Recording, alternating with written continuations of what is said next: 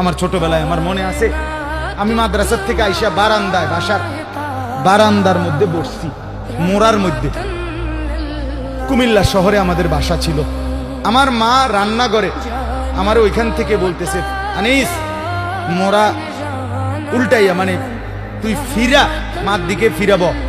আমি মার দিকে আরেক দিকে তাকাইছিলাম, তা আমি ফিরা বসছি।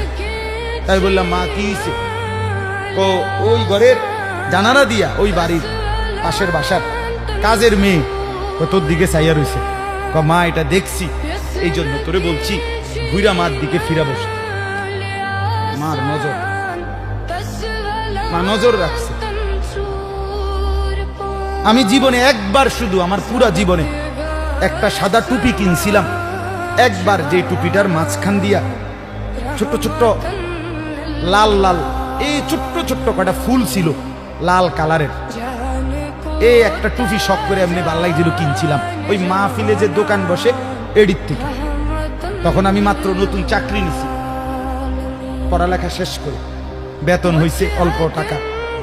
বাড়িতে গেছি, আমার আব্বা এটা দেখছে। দেখে বিকাল বেলা আমার মা রে কইতেছে, হেতে যে চাকরি হয়েছে পয়সা হয়েছে বুঝছুনি? মারে বলছে, মায়ে কয় না, কি হয়েছে? টুপি দেখছো না, টুপি দেখো না, রঙ্গিলা টুপি কিনছে, বুঝাই তো যায় ভূতের বেতন হয়েছে, চাকরি হয়েছে। রাত্রে আসার পরে মা, আমি বাহিরের থেকে আসছি, আরে মা আমারে বলছে, ভূত তোর আব্বা মনে হয় টুপিটা পছন্দ করে নাই, সারা জীবন তোরে সাদা টুপি পরাইছে, তুই কিনলে গাই লাল ফুলওয়ালা টুপিটা কিনে। এই যে খুলে রাখছি, আর কোনোদিন পরিনি। বাবার নজর, মার নজর।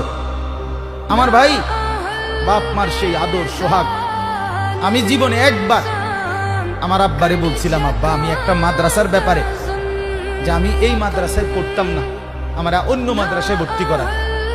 আমার আব্বা বলছিল, পুত পরের বেলা ভাত আমার ঘরে খাইও না, এক লোকমা ভাত মুখে দিবা না, বাইরো তুমি কই ফিরবা তুমি বুঝো, পড়লে পড়ো, না পড়লে পিছা দিয়ে ফেরো,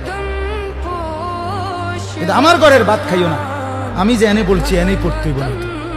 কানতে কানতে চোখ মুছতে মুছতে সকালবেলা ভোরে চলে গেছি ওই মাদ্রাসায়।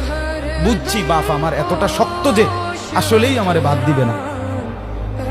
বাবার সেই কঠোর শাসন আজ আল্লাহর কসম মনে হয় আল্লাহর কথা আপনাদের সামনে বলবার তৌফিক দিছে। আজ মা বাপ গাফেল হয়ে গেছে, গাফেল। আপন